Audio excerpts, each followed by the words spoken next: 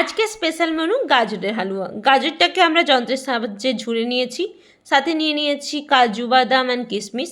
তো কড়াইতে প্রথমে 3 চামচ ঘি নিয়ে নিলাম, এরপরে আমরা এলাচটা দিয়ে দিলাম, এরপরে আমরা পুরো ঝুড়ে করে রাখা গাজরটা দিয়ে দিলাম এবং ওই ঘিয়েতে ভালো করে নেড়ে নিলাম। এরপরে অল্প পরিমাণ দুধ, মানে প্রয়োজন অনুযায়ী দুধ ঢেলে দিলাম এর মধ্যে এবং ভালো করে নেড়ে নিলাম। সাথে আমরা কাজু অ্যান্ড কিশমিশটাও ছিল, তো সেটাও দিয়ে দিলাম এবং পরিমাণ মতো চিনি দিয়ে দিলাম। ভালো করে নেড়ে নেব। রসটা শুকিয়ে গেলে আমরা দিয়ে দেব পরিমাণ মতো আমল দুধ। 2-3 চামচ দিলেই যথেষ্ট, এতে টেস্টটা ভালো আসে।